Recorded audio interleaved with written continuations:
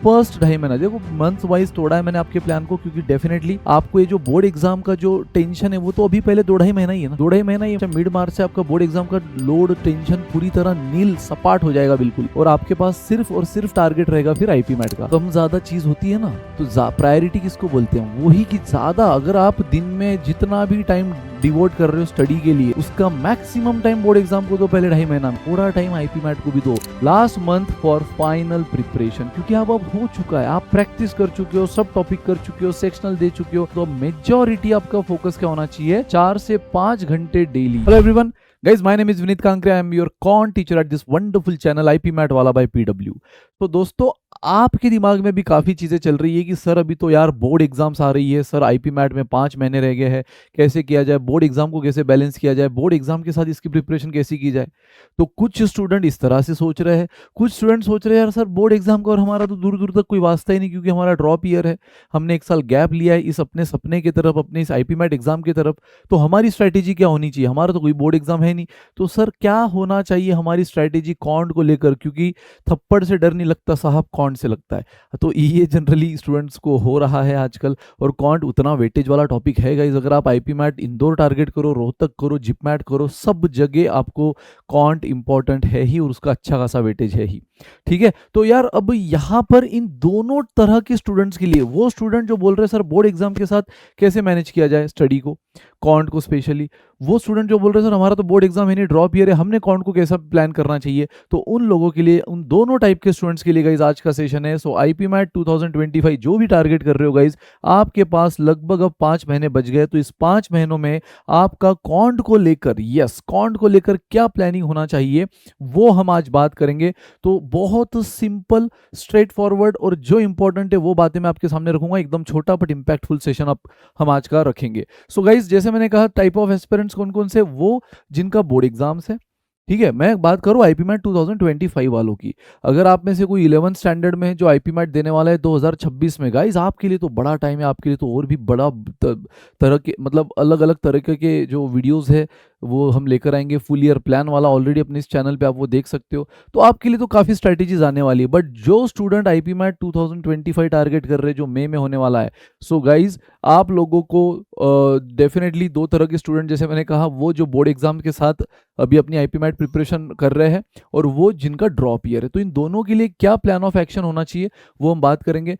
तो यार सबसे पहले हम बात करते हैं उन स्टूडेंट्स के लिए जो अभी अपनी बोर्ड एग्जाम्स में भी है, यानी अपने बोर्ड एग्जाम्स के पूरे प्रेशर में है, पूरी तरह उसके डेडिकेशन में है, और साथ में ये भी सोच रहे हैं कि यार आईपी मैट को तो इग्नोर नहीं किया जा सकता ना, क्योंकि आईपी मैट तो हमारा अल्टीमेट गोल है, आईपी मैट क्रैक करना है, ये तो हमारा आगे का ड्रीम है ना। बोर्ड एग्जाम तो कर भी लेंगे, लेकिन बोर्ड एग्जाम से थोड़ी आगे करियर बनेगा, करियर तो बनेगा जब हमें टॉप की आईपीएम प्रोग्राम मिलेगा, टॉप की बी स्कूल, टॉप की आईएम से।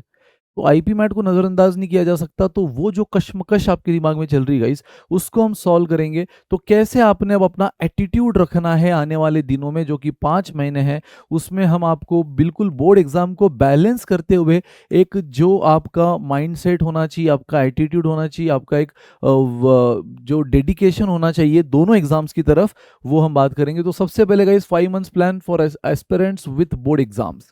तो पहले फर्स्ट 2.5 महीना गाइस, फर्स्ट 2.5 महीना देखो मंथ वाइज तोड़ा है मैंने आपके प्लान को, क्योंकि डेफिनेटली आपको ये जो बोर्ड एग्जाम का जो टेंशन है वो तो अभी पहले 2 ढाई महीना ही है ना, 2 ढाई महीना, ये मार्च मिड 10 मार्च या मिड मार्च से आपका बोर्ड एग्जाम का लोड टेंशन पूरी तरह नील सपाट हो जाएगा बिल्कुल, है ना, और आपके पास सिर्फ और सिर्फ टारगेट रहेगा फिर आईपी मैट का। तो वो 2.5 महीना का तो टेंशन ही नहीं अगले वाले, है ना, आने वाले 2.5 महीना तो आप पूरी तरह IP MAT IP MAT IP MAT देखोगे, बट पहले 2.5 महीने में आपने क्या करना है। So for the first 2.5 months prioritize, ठीक है, prioritize board but stay consistent with IP MAT basics. आपका एटीट्यूड क्या होना चाहिए, आपने डेफिनेटली बोर्ड एग्जाम को प्रायोरिटी देनी है, 100% देनी है, ठीक है। भले ही सपना आईपी मैट है, बट अगर यहाँ पे हर्डल लग गया, एक सब्जेक्ट भी 19-20 हो गया, तो भाई सपना धरा की धरा रह जाएगा। इसलिए प्रायोरिटी आपने देना चाहिए बोर्ड एग्जाम को, लेकिन कंसिस्टेंसी आपने आईपी मैट के साथ भी निभानी है। आप बोलोगे सर ये क्या बात हुई, आप बोल रहे हो बोर्ड को प्रायोरिटी दो, बोल रहे लेकिन तुरंत बोल रहे हो कि आईपी मैट को भी टाइम देना है,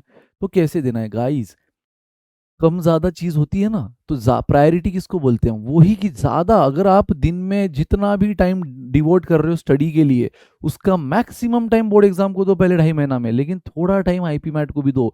सो बात की एक बात, आईपी मैट को ऐसे छोड़ नहीं देना है। ठीक है कि सर ठीक है, आपने कहा कि बोर्ड एग्जाम को प्रायोरिटी देनी, तो हम बोर्ड एग्जाम करेंगे, अब आईपी मैट को देख लेंगे 2.5 महीने बाद। नहीं, बोर्ड एग्जाम को प्रायोरिटी देना है, मतलब ज़्यादा टाइम उसको देना है, बट आईपी मैट को बिल्कुल ऐसे हवा में नहीं छोड़ देना है, उसको करते रहना है, कंसिस्टेंसी। नहीं तो पता चलेगा 2.5 महीने बाद आप आईपी मैट करने निकलोगे जोश और जुनून के साथ, और अब तक जितना कर दिया वो सारा गया पानी में, सब भूल गए सर, लग ही नहीं रहा है कि हमने पहले कुछ पढ़ा था, सब नया नया लग रहा है। ठीक है, तो वो चीज़ नहीं होनी चाहिए गाइस, इसलिए आपको आईपी मैट के साथ भी कंसिस्टेंट रहना पड़ेगा। तो वो कैसे? तो सिंपल है, try to give only 1 hour for IP MAT exam preparation per day. कब की बात कर रहा हूं मैं गाइस? ये मैं बात कर रहा हूं पहले 2.5 महीनों की। पहले 2.5 महीनों में आपने प्रायोरिटी जैसे बोर्ड एग्जाम को देनी है, लेकिन आईपी मैट को करते रहना है। और कैसे करना है? तो 1 घंटा दिन का आईपी मैट कॉन्ट को देना है गाइज। इनफैक्ट कॉन्ट को ही टाइम लगेगा ना। मुझे बताओ, अगर आप इंदौर टारगेट कर रहे हो तो आपके लिए क्या है? कॉन्ट और इंग्लिश ही है। इंग्लिश को ज़्यादा टाइम नहीं लगेगा, इंग्लिश को आप दिन का पूरा 1 घंटा नहीं भी दिया चलेगा, आप आधा घंटा दो, आप चाहे तो 2 दिन में एक बार 1 घंटा दो इंग्लिश को, 3 दिन में एक बार 1 घंटा दो। ठीक है, वीआर से आपको पता है उतना टाइम टेकिंग नहीं होता है, प्रैक्टिस डिमांड करता है कॉन्ट।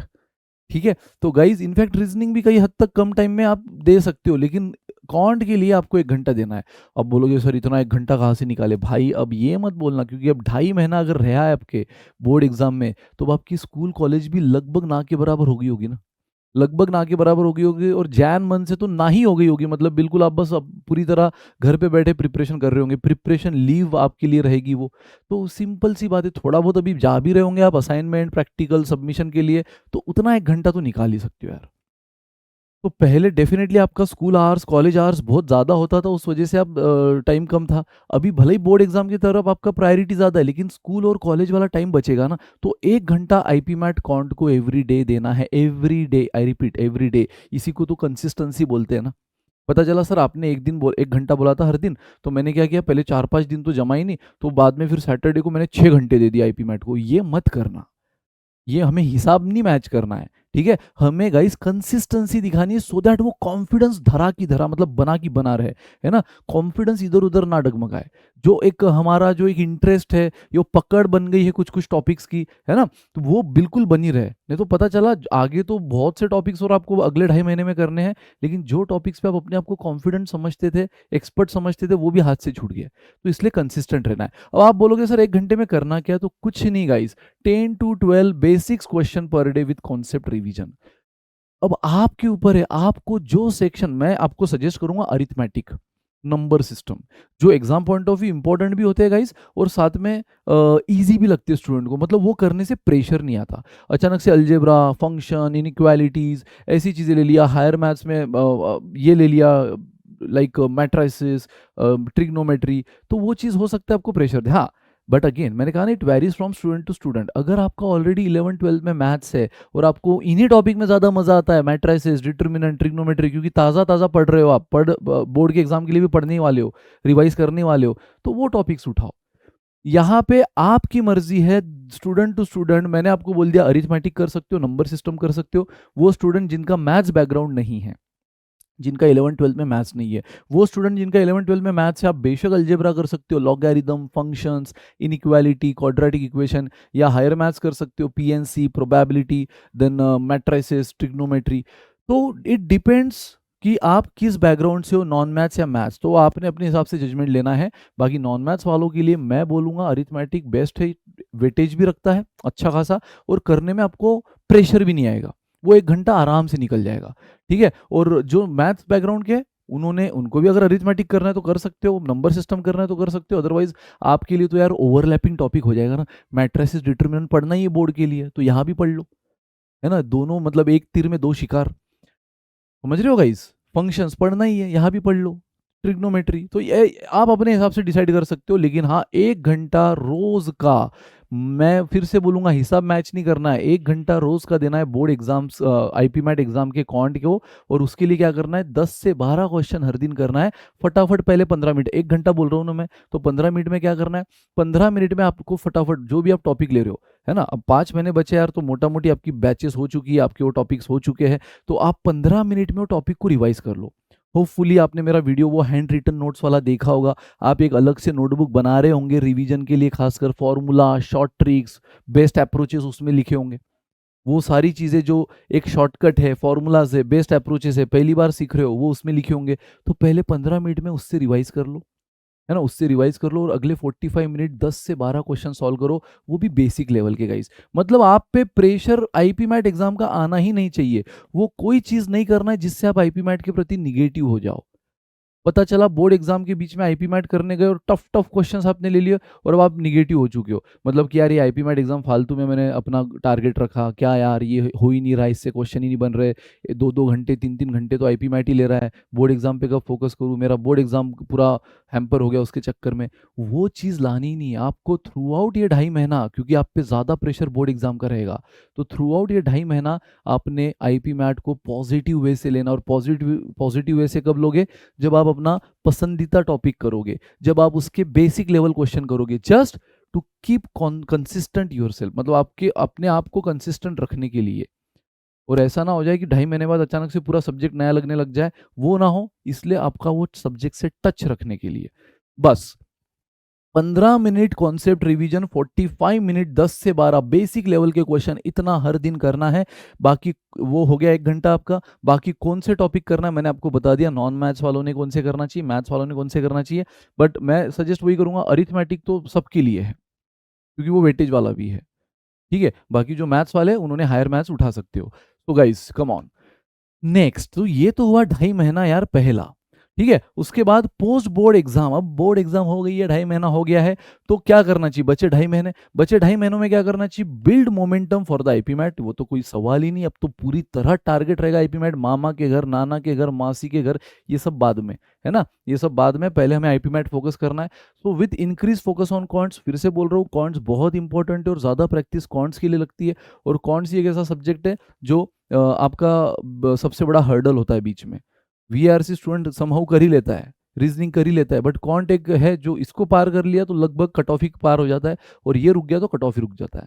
तो यस, इसलिए कॉन्ट पे पूरा आपका इंक्रीज फोकस। मैं नहीं बोलूंगा कि वीआरसी रीजनिंग को पूरा छोड़ो, वो भी प्लानर देखो, उनके हिसाब से उन्होंने जितना बोला उतना करो, रिस्पेक्टिव फैकल्टी ने उसका प्लानर आपको दे रखा है, ठीक है। लेकिन हाँ, कॉन्ट को भी बहुत ज्यादा आपको फोकस करना होगा, खासकर नॉन मैथ्स बैकग्राउंड वालों को।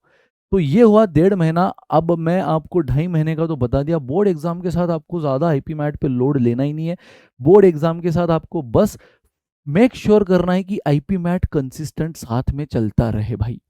भले ही रोज का 1 घंटा, 15 मिनट रिवीजन कॉन्सेप्ट की और 45 मिनट 10-12 बेसिक क्वेश्चन, कोई नहीं, कॉन्फिडेंस बना रहेगा, ठीक है। उसके बाद गाइज अगले बचे 2.5 महीने में से 1.5 महीने का प्लान क्या है, पूरा फोकस करना है आपको। वो भी कैसे, स्पेंड 3 to 4 आवर। अब आपके पास टाइम है ना यार, अब 1 घंटा नहीं देना है, अब कम से कम 3 से 4, वेरीज, इट वेरीज। कोई स्टूडेंट बोल रहा है कि सर मेरा मैथ बहुत अच्छा है, मेरे को वीआरसी में ज्यादा टेंशन आ रही है, तो आपने ज्यादा टाइम वीआरसी को देना है, यहाँ पे 3 घंटा भी दिया तो चलेगा।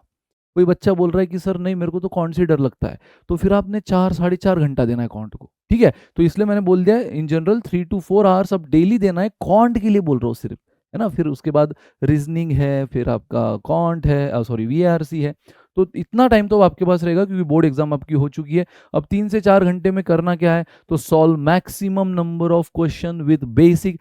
यहाँ तो भी आपका कॉन्फिडेंस बना रहे, आपको आईपी मैट के प्रति निगेटिव फीलिंग ना है, इसलिए हमने बेसिक क्वेश्चन करे। लेकिन अब यहाँ पे आपको all level, basic, moderate, difficult, आप जिप मैट और रो तक टारगेट कर रहे हो तो बेसिक टू मॉडरेट इनफ है। आप इंदौर भी टारगेट कर रहे हो तो डिफिकल्ट लेवल तक जाना है। बेसिक, मॉडरेट, डिफिकल्ट, तीनों टाइप के क्वेश्चन आते हैं एग्जाम में, ठीक है। एंड गाइज, तो ये करना है आपको, और जितने हो सके मैक्सिमम, जब तक उस टॉपिक में कॉन्फिडेंस नहीं बनता है। ऐसा कोई नंबर फिक्स नहीं है ना, कोई आपको बोलेगा 20-25 क्वेश्चन हर टॉपिक के करो, गाइज ये बहुत ही फॉल्स इंफॉर्मेशन है, क्योंकि टॉपिक के ओवरऑल एक वेटेज से भी मैटर करता है, टॉपिक के ओवरऑल डेप्थ से भी मैटर करता है। जैसे परसेंटेज जैसे टॉपिक में आप 20-25 क्वेश्चन कर लो इनफ है, लेकिन वही जगह अगर मैं आपको टाइम स्पीड डिस्टेंस टॉपिक दूं जिसमें कई सारी चीजें आती है ना, रिलेटिव स्पीड आती है, बेसिक कॉन्सेप्ट आती है, प्रोपोर्शनैलिटी आती है, ट्रेन प्रॉब्लम्स ऑन ट्रेन आता है, बोट्स एंड स्ट्रीम आता है, तो जब इतने हैं उसमें सिर्फ 25-30 करोगे तो क्या हो गया, फिर कुछ भी नहीं, एक टॉपिक भी ढंग से नहीं होगा। तो वैसे टॉपिक में शायद आपको 40 क्वेश्चन करना पड़े, है ना। तो इट वेरीज कि आपको मैक्सिमम नंबर ऑफ क्वेश्चन करना चाहिए, it varies from topic to topic, वो आपने डिसाइड करना। और again it varies from your confidence level. अगर किसी टॉपिक के 20 क्वेश्चन करके आपको लग रहा है ये टॉपिक मेरे को अभी समझ गया है पूरी तरह, आप कैसे भी क्वेश्चन आने दो, मेरी थॉट प्रोसेस बन चुकी है, तो उस टॉपिक में 20 पे रुक जाओ। कोई टॉपिक अगर आपको लग रहा है कि यार ये टॉपिक के 20 क्वेश्चन तो कर लिए, अभी भी वो कॉन्फिडेंस नहीं आ रहा है, और 10 करो, और 10 करो। ठीक है, इसलिए मैंने कोई नंबर नहीं दिया यहाँ पे, मैक्सिमम यहाँ 10-12 इसलिए दिया कि टच के लिए उतना इनफ है, सब्जेक्ट के टच के लिए इतना इनफ है। बट यहाँ पे आपको मैक्सिमम, जब तक कॉन्फिडेंस नहीं बने, जब तक उस टॉपिक के जितने कॉन्सेप्ट आपको पढ़ाए गए वो सारे कवर ना हो, तो यस, और सारे level basic, moderate, advance. Again solve previous year question, जो आपको एक रियलिटी चेक देगा। अगर पीवाईक्यू कर पा रहे हो तो आप सही प्रिपरेशन कर रहे हो, फिर आप आराम से आने वाले एग्जाम के भी क्वेश्चन क्रैक कर सकते हो। तो प्रीवियस ईयर क्वेश्चंस भी यहाँ पे करना है, यहाँ नहीं भी देखा चलेगा, यहाँ देखना है आपने। ठीक है, उसके बाद try to attempt sectional mock with detailed analysis. आप पहले 1.5 महीना, क्योंकि पहले 2.5 महीना तो आप बिल्कुल मॉक नहीं दिए बोर्ड के एग्जाम के साथ, फिर अगले 1.5 महीना आपने रिगरस प्रैक्टिस पूरी तरह 3-4 4.5 घंटे दिए, कॉन्ट के बेसिक, मॉडरेट, एडवांस लेवल, हर टॉपिक के मैक्सिमम प्रैक्टिस पीवाईक्यू के साथ। अब आप सेक्शनल टेस्ट देना शुरू कर दो। इन 1.5 महीनों में आप सेक्शनल टेस्ट देना भी शुरू कर दो विद डिटेल। टेस्ट बस देने के लिए देना नहीं, नंबर नहीं बढ़ाना है टेस्ट का, मैंने 50 टेस्ट दी, मैंने 70 टेस्ट दी, नहीं। आप 20 टेस्ट दोगे ना इनफ है, 15 टेस्ट दोगे ना इनफ है। मैटर करता है हर टेस्ट के बाद आपने उसको एनालाइज कैसे किया, तो भाई ये बहुत जरूरी है, डिटेल्ड एनालिसिस। तो यस, आपको एनालिसिस बहुत अच्छी से रखना है, डिटेल रखना है, सो दैट आपको पता चले। और ये देखो, ये सारी बातें आप भी सुनो, जो नॉन मैथ्स वाले होंगे, सॉरी नॉन मैथ्स बोल रहा हूँ, वो जो ड्रॉप ईयर वाले स्टूडेंट होंगे ना, आप बोल रहे होंगे अरे यार ये अभी बोर्ड एग्जाम का चल रहा है, मैं आगे लेता हूँ, आगे लेता हूँ, आगे लेता हूँ। नहीं, ये बहुत सी चीज़ें आपके लिए भी ड्रॉप ईयर वालों, तो आगे वही बातें रिपीट होने वाली है, इसलिए आप अभी सुन लो। ठीक है, तो गाइस सिंपल, नहीं तो आपको वापिस पीछे लेना पड़ेगा वीडियो, तो सुन लो अभी से।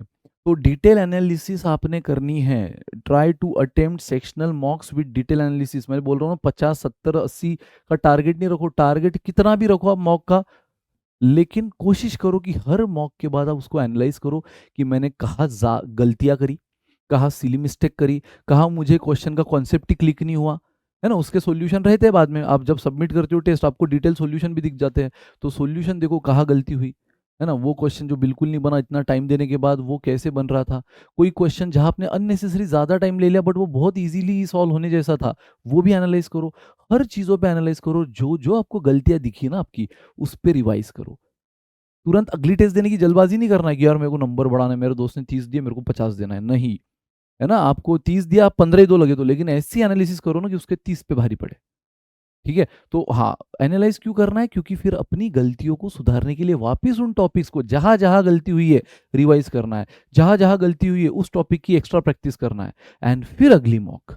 इतने जल्दी अगली मॉक पे आने की जल्दबाजी नहीं करना है। तो टेस्ट दो, एनालिसिस करो, रिवाइज करो, वापस मॉक, ये साइकिल चलनी चाहिए आपकी। टेस्ट पहले इन्हीं start with sectional test start करो, फुल लेंथ मॉक अभी हम आएंगे, क्योंकि अभी हम 1.5 महीने में ही है ना, 2.5 और 1.5, 4 ही महीना हुआ है। अगला 1 महीना किसके लिए, वो फुल लेंथ के लिए ही है, उन बच्चों के लिए जो बोर्ड एग्जाम में है अभी। ऑफकोर्स ये चीज़ बदलेगी ड्रॉप ईयर वालों के लिए, लेकिन हाँ, तो क्लियर है गाइस। यहाँ पे आपने क्या करना है, मॉक देनी है, सेक्शनल दे दो अभी फिलहाल 1.5 महीने के लिए, फिर उसको एनालाइज करो, गलतियों को समझो। जितना टाइम आप मॉक देने के लिए दे रहे हो ना, उतना ही टाइम एनालाइज के लिए दो। ऐसा नहीं ऊपर ऊपर से देख लिया, गलतियों को समझो। जैसे मैंने कहा, कहाँ अननेसेसरी ज़्यादा टाइम ले लिया, कहाँ सिली मिस्टेक करी, कहाँ कौन सा क्वेश्चन बिल्कुल ही नहीं क्लिक हुआ इतना सोचने के बाद, वो सब चीज़ें देखो। और उन चीज़ों से रिलेटेड जो जो टॉपिक में आपको अपनी खामी दिखी है, लूप होल्स दिखे हैं, उसको रिवाइज करो और फिर से अगली मॉक दो। ठीक है, तो ये रहेगा अगले 1.5 महीने का plan. And guys, now the last month for final preparation, क्योंकि अब हो चुका है, आप प्रैक्टिस कर चुके हो, सब टॉपिक कर चुके हो, सेक्शनल दे चुके हो, अपनी गलतियों पे काम कर चुके हो, तो अब मेजॉरिटी आपका फोकस क्या होना चाहिए, 4 से 5 घंटे डेली। यस, 3 से 4 का हमने, और 4 से 5 का आखिरी महीना। यार आखिरी महीना तो आपको बिल्कुल जान लगा देनी है, सारे डिस्ट्रैक्शंस को हटाकर। तो 4 से 5 घंटा जिसमें बोर्ड नहीं, कुछ भी नहीं, तो मुझे नहीं लगता कि ये आपके लिए टफ है। और अगेन मैं बोल रहा हूँ, आप बोलोगे सर 4 से 5 कौन बोल रहे हो, तो क्या इंग्लिश के लिए 4 से 5, रीजनिंग के लिए इतना टाइम देना है? नहीं भाई, कॉन्ट के लिए ज़्यादा टाइम लगेगा। बाकी सब प्लानर में तो देख लेना हो जाएगा 2-2 घंटे में, लेकिन 4 से 5 घंटा देना। और इस 4 से 5 घंटे में मॉक टेस्ट आएगी ना फुल लेंथ, यार 2 घंटा तो मॉक टेस्ट ही खा लेगी, 1 घंटा तो उसका एनालिसिस ही खा लेगा। ठीक है, और फिर बचा हुआ 2 घंटा कौन खाएगा? तो एनालिसिस के बाद आपको जो अपनी गलतियां दिखी उस पर भी तो आपको रिवाइज और एक्स्ट्रा प्रैक्टिस करना है। तो ये 4 से 5 घंटा किधर जाएगा ना पता ही नहीं चलेगा। So take at least 15 to 20 mock. ये मैं कम से कम बोल रहा हूँ, 15 से 20 मॉक दो। मैंने बोला ना नंबर नहीं बढ़ाना है, 50 मॉक 70 मॉक, 15 से 20 मिनिमम रिक्वायरमेंट एटलीस्ट बोला है। इससे ऊपर आप दे सकते हो तो दो, लेकिन अगर मॉक के नंबर बढ़ाने के चक्कर में, नंबर ऑफ मॉक्स बढ़ाने के चक्कर में आप ये एनालिसिस अगर हैम्पर कर रहे हो तो ये गलत कर रहे हो। अब तक आपने सेक्शनल दिया था 1.5 महीने में, अब ये आखिरी महीने में सेक्शनल भूल जाओ, फुल लेंथ देना। तीनों जितने भी सब्जेक्ट है उस एग्जाम के, जो भी आप टारगेट कर रहे हो उसके सारे उसमें टॉपिक आ जाने चाहिए, है ना, उसमें सारे उसके सब्जेक्ट आ जाने चाहिए। यानी फुल लेंथ दे रहे हो, रोहतक हो, इंदौर हो, जिपमैट हो, उसको एनालाइज करो, गलतियों पे काम करो, फिर से रिवाइज करो, प्रैक्टिस करो, फिर से मॉक दो। सेम वही साइकिल, जो साइकिल इसके पहले आप सेक्शनल के लिए कर रहे थे उस 1.5 महीने में, वही आपको फुल लेंथ के लिए करना है। चमका गाइस, देख ठीक है। देन रिवाइज वही, एक बार आपकी एनालिसिस से आपको समझ में आया गलतियां, फिर फॉर्मूला रिवाइज करो, शॉर्टकट्स रिवाइज करो, की कॉन्सेप्ट रिवाइज करो, and focus on time management and accuracy. यार आखिरी के 1 महीने में, यानी ये चीज़ तो आपको वैसे आखिरी के 2.5 महीने में अप्लाई करनी है, बट आखिरी के 1 महीने में जान लगा देना अपने ओवरऑल एक्यूरेसी। तो यार बिल्कुल मैनेज होनी चाहिए, वो तो प्रैक्टिस के साथ ही मैनेज होती है। पहले दिन जैसे आपने आईपीमेट की प्रिपरेशन स्टार्ट करी होगी तब से आप एक्यूरेसी पे फोकस कर रहे होंगे, लेकिन आखिरी के 1, 1.5, 2 महीने में आपको पूरी तरह जान लगानी है टाइम मैनेजमेंट पे भी, एक्यूरेसी के साथ साथ स्पीड बढ़ाने की भी। पता चला आप एक्यूरेट तो सब कर रहे हो, लेकिन जितना कर रहे हो उतना ही एक्यूरेट हो रहा है, लेकिन जितना कर रहे हो इनफ नहीं हो रहा है। यानी गाइज आपको थोड़ा सा स्पीड भी बढ़ाना पड़ेगा ना, तो टाइम मैनेजमेंट। तो एक्यूरेसी और टाइम, यानी एक्यूरेसी और स्पीड दोनों का खेल है भाई एग्जाम क्रैक करना। तो उसके लिए आपको कौन से क्वेश्चन पहले करना है, कौन से बाद में करना है, सिलेक्शन ऑफ क्वेश्चन बहुत मैटर करेगा। ये भी स्टूडेंट टू स्टूडेंट वेरी करेगा। वो बच्चा जो अरिथमेटिक में ज़्यादा एक्सपर्ट है वो ढूंढे पहले, वैसे क्वेश्चन अटेम्प्ट करे। वो जो सोचता है कि अपने आप को अलजेब्रा में या मॉडर्न मैथ्स में ज़्यादा एक्सपर्ट, वो वैसे क्वेश्चन ढूंढे। लेकिन वो ही पहले राउंड में ढूंढो जो आप फास्ट कर सकते हो कम टाइम में, वो भी एक्यूरेट। सेकंड राउंड में वो जो आप कर सकते हो लेकिन थोड़े टाइम टेकिंग है। जैसे गो विद द फ्लो मत, जो क्वेश्चन पहला है वही करना है, नहीं, क्वेश्चन की सिलेक्शन स्टार्ट करो, और वही स्ट्रैटेजी फिर आपको फाइनल डी डे पे काम आएगी, एग्जाम डे पे काम आएगी। तो मॉक आपकी स्ट्रैटेजी बना रहा है दोस्तों, कि किस टाइप के क्वेश्चन आपने करना है, किस टाइप के पहले करना है, किस टाइप के सेकंड राउंड में करना है, किस टाइप के छोड़ना है। अरे थोड़ी करना है, छोड़ना भी तो है, ठीक है। तो ये स्ट्रैटेजी आपकी ये मॉक से बनना शुरू हो जाएगी, ठीक है। और वही स्ट्रैटेजी पे फिर आखिरी में खेलो, रैंडम नहीं खेलना है ना। तो गाइज ये रही उन बच्चों के लिए जो एस्पिरेंट विद बोर्ड एग्जाम है। और अब ज्यादा टाइम नहीं लूंगा, एस्पिरेंट विद ड्रॉप ईयर में कुछ भी चेंज नहीं है, बस मंथ का थोड़ा बहुत ऊपर नीचे हो गया, क्योंकि यहाँ पे एस्पिरेंट विद ड्रॉप ईयर में मुझे, सॉरी 12th बोर्ड में मुझे क्या करना पड़ा, 2.5 महीना बोर्ड था इसलिए वो अलग देना पड़ा। उसमें सिर्फ आईपी मैट के लिए 1 घंटा बेसिक टच के लिए, देन 1.5 महीना ओवरऑल आपके रिगरस प्रैक्टिस और सेक्शनल में आपको मतलब पूरी तरह कंफर्टेबल होने के लिए, एंड देन आखिरी का 1 मंथ प्लान। तो पूरे पूरे आखिरी का 1 मंथ किसी सब्जेक्ट का नहीं होता है, पूरे एग्जाम का ही होता है। तो full length mock, strategy making, time and accuracy management, जो भी गलती हो रही है उस पर काम करना, ठीक है। बट गाइज यहाँ पे अब इन बच्चों को तो ड्रॉप ईयर है ना, इनको बोर्ड एग्जाम का लोड है ही नहीं, तो आपने इसका भरपूर फायदा उठाना है। हो ना हो बोर्ड एग्जाम वालों का ये एक थोड़ा सा पॉइंट है कि ये चाह के भी ज्यादा टाइम नहीं दे सकते क्योंकि बोर्ड एग्जाम है, बट आपका ड्रॉप ईयर है। तो आपने तो इस चीज का सबसे बड़ा फायदा उठाना है कॉम्पिटेटिव एडवांटेज लेने के लिए। तो गाइज बिल्ड मोमेंटम फॉर आईपीमेट आपके लिए देखो सिंपल है, मैंने कहा था ना, पिछली वाली जो चीज थी वो 3 हिस्सों में थी। 3 हिस्से क्या थी गाइज, 3 हिस्से थे। पहले 2.5 महीना बोर्ड के साथ, बाद के 1.5 महीना बोर्ड के बाद, और आखिरी का 1 महीना फाइनल प्रिपरेशन। आपके लिए ये पहला वाला फेज है ना बोर्ड वाला, वो है ही नहीं। आपके लिए सीधा देखो क्या है गाइज, आपके लिए सीधा है build momentum for IPMAT with increase focus on quant. Direct second step जो है ना बोर्ड वालों की, वो आपके लिए फर्स्ट है। जो उनके लिए वो 1.5 महीने वाला स्टेज है ना, 1.5 महीने वाला, वो आपके लिए सीधा 3 महीने के लिए वही करना है। अगले 3 महीने के लिए आपको वही करना है गाइज। आपको 1 घंटा नहीं, आपको स्टार्ट से ही 3-4 घंटे देना है सिर्फ कॉन्ट के लिए। और उसमें क्या करना है मैंने बताया, अगर आपने वीडियो को आगे लिया होगा ये समझ के बोर्ड एग्जाम का है, तो नहीं, वापिस पीछे देख के हर एक पॉइंट पे मैं बोल चुका हूँ क्या करना है, हर एक पॉइंट पे बोल चुका हूँ डिटेल में, तो वापिस से सुन लो। तो 3 से 4 घंटा आपको देना है। सबसे पहले इन 3-4 घंटों में करना क्या है, सारी बातें बताई है। Maximum number of question with all possible difficulty level, basic, moderate, advance, क्योंकि तीनों एग्जाम में हर तरह की लेवल आ जाती है, ठीक है। फिर उसमें अगेन आपको प्रीवियस ईयर क्वेश्चंस भी करना है जो आपको एक रियलिटी चेक देता है। उसके बाद सेक्शनल मॉक पे फोकस करना है। पहले 3 महीना आप सारी चीजें रिवाइज कर लो, हर टाइप के क्वेश्चन को प्रैक्टिस कर लो, पीवाईक्यूज कर लो, डीपीपी अपने सेशन नोट्स जो हम यूट्यूब पे फ्री बैचेस में आपको एक्स्ट्रा कंटेंट दे रहे हैं, आने वाले दिनों में मैराथन चलेगी, ये सब चलेगा, वो आपको जो मिल रहा है ना वो सब अच्छी से करो, ठीक है। 3 से 4 घंटा, पहले 3 महीने की बात कर रहा हूँ मैं, आपके लिए 2 ही स्टेज है, एक पहला 3 महीना और बाद के 2 महीने, ठीक है। तो हर जगह आपको थोड़ा ज़्यादा टाइम मिल रहा है तो उसको कॉम्पिटिटिव एडवांटेज में कन्वर्ट करो, मैक्सिमम क्वेश्चन अटेम्प्ट करो, पीवाईक्यूज करो, सेक्शनल मॉक करो, एनालिसिस करना है, एनालिसिस से अपनी गलतियां समझ पे उस पर फिर से काम करना है। तो ये चीज़ आपको बेशक करना है, गलतियां समझ के क्या करना है, उन गलतियों को रिवाइज करना है, एक्स्ट्रा प्रैक्टिस करना है, अपने सेशन नोट जो रिवीजन बुक है उसमें से सारी चीज़ें गो थ्रू करनी है और फिर से अगली मॉक देनी है। तो ये रहा आपके पहले 3 महीने की कहानी, और अगले 2 महीने की कहानी फाइनल प्रिपरेशन। उन बच्चों को 1 महीना मिल रहा है, आपको 2 महीने मिल रहे हैं, तो डेफिनेटली आपको नंबर ऑफ मॉक्स बढ़ाने हैं। वो यहाँ सेक्शनल मॉक 10 दे रहे होंगे, आप 20 दो, वो यहाँ फुल लेंथ मॉक 15-20 दे रहे होंगे, आप 25-30 दो। यही तो कॉम्पिटेटिव एडवांटेज हुआ ना।